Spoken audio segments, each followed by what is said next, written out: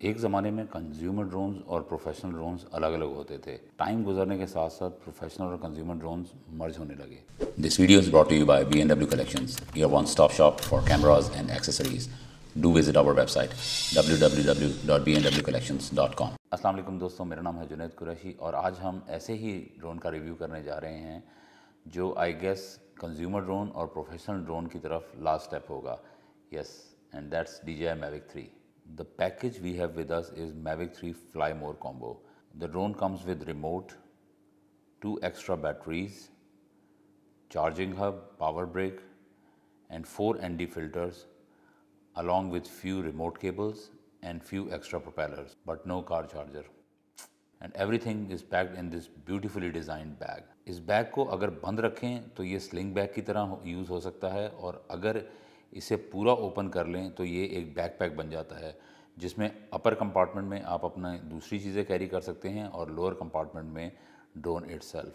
तो आपको सबसे पहले इस ड्रोन की स्पेक्स के बारे में बताते हैं। Mavic 3 के अंदर 2 लेंसेज हैं, one is wide angle and other is telephoto lens. Wider camera sensor जो है इसके अंदर वो है micro four third CMOS 20 megapixel, और लेंस जो है इसके अंदर वो है 24 mm, और इसका अपर्चर जो है वो फिक्स नहीं है, that goes from f2.8 to f11, और minimum focusing distance is 1 metre to infinite. और वीडियो रेजोल्यूशन आप इससे शूट कर सकते हैं 5.1K up to 50 frame per second, and 4K up to 120 FPS and 1080p up to 200 FPS। और video codecs हैं इसके अंदर H.264 and H.265 and maximum bit rate is 200 Mbps, और आप इसके अंदर D-Log फ्लैट पिक्चर प्रोफाइल में भी शूट कर सकते हैं। Pretty nice.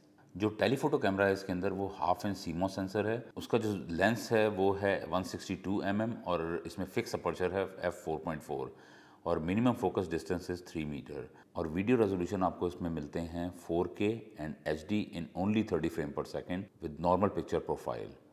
This lens only shoots 12 megapixel photos in JPEG only. जो बैटरी बैकअप टाइम है इसका वो है 46 मिनट, और ये कम्प्लीटली डिपेंड करता है विंडी कंडीशंस के ऊपर। विंड तेज़ होगी, इसको ज़्यादा स्ट्रगल करनी पड़ेगी तो बैटरी थोड़ी सी कम हो जाएगी, बट हमारे टेस्ट के हिसाब से इसने हमें मोर देन 35 मिनट्स का बैकअप दिया है, क्योंकि एक नॉर्मल विंड चल रही थी वहाँ पे। Mavic 3 दो डिफरेंट ऑप्शंस में आता है, एक है फ्लाई मोर कॉम्बो और एक है इसका Mavic 3 सिनी पैक। इसमें और सिनी में 3 मेजर डिफरेंसेस हैं। जो पहला डिफरेंस है इसके अंदर वो है जनाब, Mavic 3 सिनी जो है वो एप्पल ProRes 422HQ में शूट करता है, और उसमें जो बिल्ट इन स्टोरेज है वो है 1 टेराबाइट, जबकि इसके अंदर बिल्ट इन स्टोरेज है 8 गीगाबाइट। बहुत बड़ा फ़र्क है। इसके अलावा रिमोट का फ़र्क है, इसके अंदर एक बेसिक रिमोट आता है और उसके अंदर आपको RC Pro मिलता है जिसमें बिल्ट इन स्क्रीन होती है। इसके अलावा इस ड्रोन के अंदर एक चीज़ सबसे बेहतरीन है जो प्रीवियस ड्रोन्स के अंदर बढ़ती चली जा रही थी, वो है इसका सेंसिंग सिस्टम। इसमें सेंसर्स लगे हुए हैं फ्रंट पे, बैक पे, up down, there are obstacle avoidance sensors everywhere, and these sensors covers this drone in 180 degree, जिसकी वजह से ये ड्रोन ऑलमोस्ट अनक्रैशेबल है। I don't know this is the word or not, लेकिन आप इसको क्रैश नहीं कर सकते अनलेस आप खुद से चाह रहे हैं और आपने जाके कहीं पे ड्रोन मार दिया। अदरवाइज़ 180 डिग्री में ये सारा का सारा सेंस करता है, और ये 3 मीटर पहले ही, एटलीस्ट आई गेस 2 मीटर पहले ये स्टॉप हो जाता है अगर कोई ऑब्स्टिकल अवॉइडेंस आती है इसके अंदर। तो ये तो जनाब इसके सारे फीचर्स थे और कंपैरिजन था सीरी मॉडल के साथ। अब मैं अपना थोड़ा सा फ्लाइंग एक्सपीरियंस आपके साथ शेयर करता हूँ इस ड्रोन का। This drone is very responsive. मैं Mavic 2 यूज़ करता हूँ, that is also a very good drone, लेकिन वो इसकी तरह रिस्पॉन्सिव नहीं है। ये बहुत रिस्पॉन्सिव है एंड इट्स वेरी फास्ट। इसका जो गिम्बल है उसकी stability is very good, specially in wind condition. मैंने इसको यूज़ करके देखा है, विंड में भी बहुत ज़्यादा स्टेबल है। आपको वेट नहीं करना पड़ता ज़्यादा देर कि ये एक जगह पहले स्टेबल हो, इसको ट्राईपॉड मोड में लेके जाएँ और फिर एक स्टेबल सी पिक्चर खींच सकें। No, it's not like that. मैंने इस ड्रोन से मोस्टली 5.1K वीडियो शूट की हैं और सारी D-Log प्रोफाइल के अंदर। The main camera which is micro four third is very awesome. May be आपको Mavic 2 से बहुत ज़्यादा फ़र्क ना लगे ऑन सोशल मीडिया, बट अगर आप इसको अपने कंप्यूटर में देखते हैं तो यू फाइंड के जो हायर बिट रेट है उसकी वजह से you can play a lot with the footage, और कोई भी चीज़ आपकी जो है वो ख़राब नहीं होती अगर आप कलर्स वगैरह के साथ प्ले करना चाह रहे हैं। इसके अलावा photo quality is superb, colours, sharpness, detail, everything is great. तो मेन कैमरे की बात हो गई, अब इसके टेलीफोटो कैमरे के बारे में बात करते हैं। Telephoto camera, I don't no इन्होंने ये क्यों डाला है इसके अंदर, मुझे ये कैमरा समझ में नहीं आया। इसकी quality is not very good, बहुत ज़्यादा सॉफ्ट इमेज है, क्योंकि 12 मेगापिक्सल है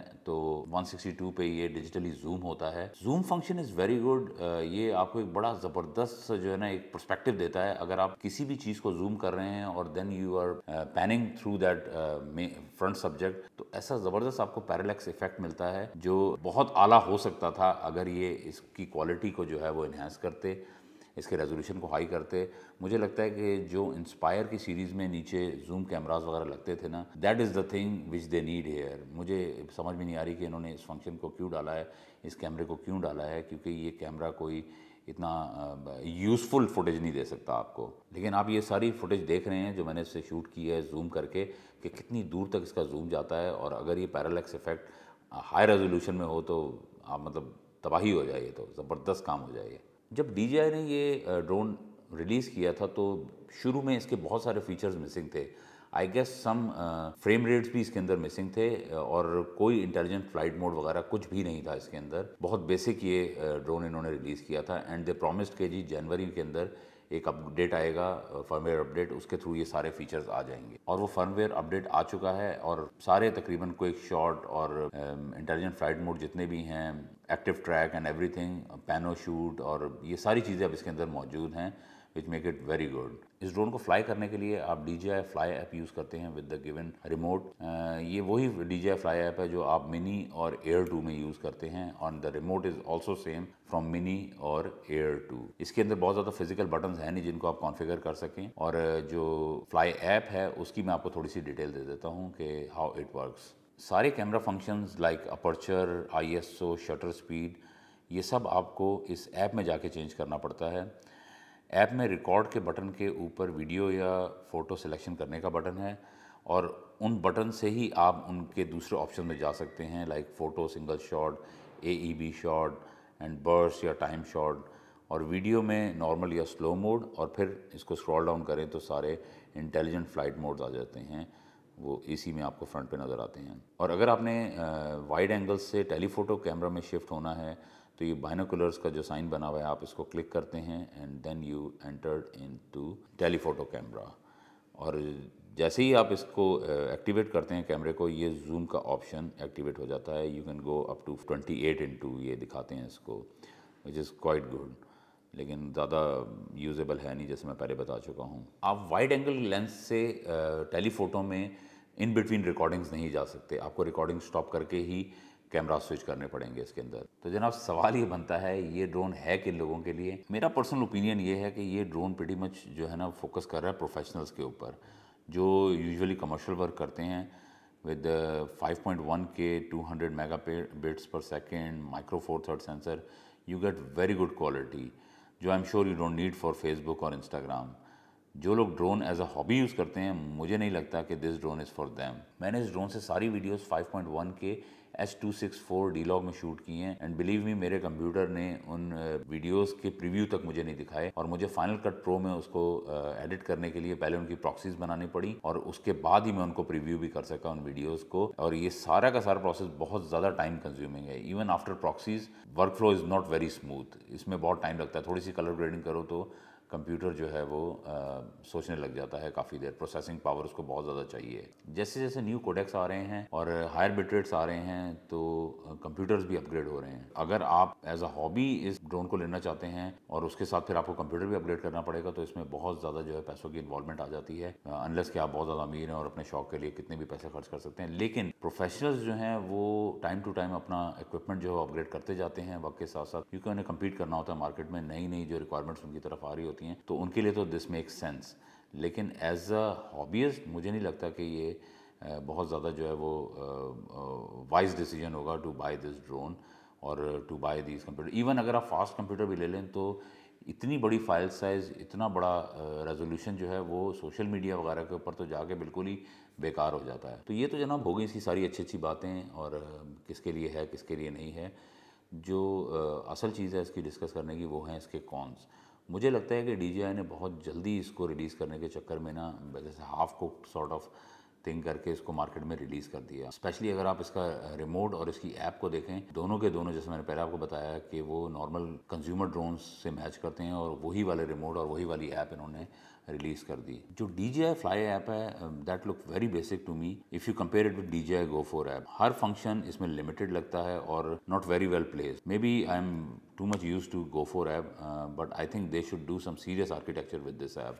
The remote is very basic. इसमें कोई शॉर्टकट फिजिकल बटन्स नहीं हैं जो आप कॉन्फ़िगर कर सकें अपनी नीड के हिसाब से, जैसे आप Mavic या Mavic 2 में करते थे। मैं 2016 से Mavic यूज़ कर रहा हूँ और मैं shutter speed, aperture, gimbal up and down, sensor on end of, ये सब कुछ रिमोट के थ्रू करता हूँ। मुझे ऐप में जाने की ज़रूरत नहीं पड़ती, मगर इसमें ऐसा कुछ भी नहीं है। For everything you have to go in the app and not every basic function like I mentioned is in the front of the app. आपको बहुत ज़्यादा डिग करके ऐप में जाना होता है और ये फंक्शन चेंज करने पड़ते हैं और तब तक शायद आप अपना शॉट भी लूज़ कर दें।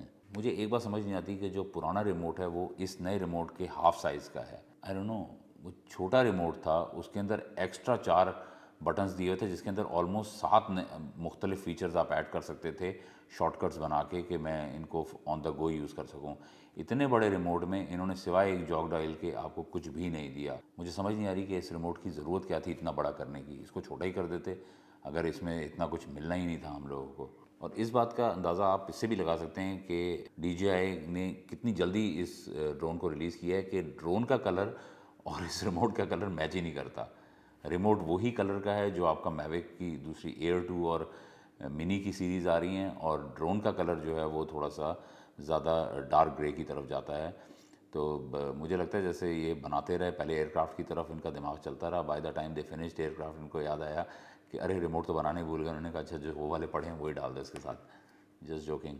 मुझे ये लगता है कि they are forcing people to buy their RC Pro जो सिनी पैक के साथ आता है, बट वो काफ़ी एक्सपेंसिव है, अराउंड $1200 का रिमोट है। It's very good, screen built in है, आपको एक्स्ट्रा अपना स्मार्टफोन अटैच नहीं करना पड़ता है, लेकिन not everybody want that remote. तो अगर इन्होंने वही करना था तो फिर ये वाला ऑप्शन ना देते, और अगर ये ऑप्शन देना ही था तो एटलीस्ट इसकी हाउसिंग तो सेम कर देते कि लगता कि सारा एक पैकेज है। अजीब सी बात लगती है मुझे ये। अगर आप इस ड्रोन की प्राइस जानना चाहते हैं तो डिस्क्रिप्शन में लिंक है, आप उसको फॉलो करके इसकी प्राइस चेक कर सकते हैं। तो ये थी जी आज की हमारी वीडियो। आई होप आपको हमारी आज की वीडियो पसंद आई होगी। If you like this video give us a thumbs up, if you don't like this video still give us a thumbs up. बहुत एफर्ट लगती है। मिलते हैं आपसे अगली वीडियो में। टिल देन, चाओ।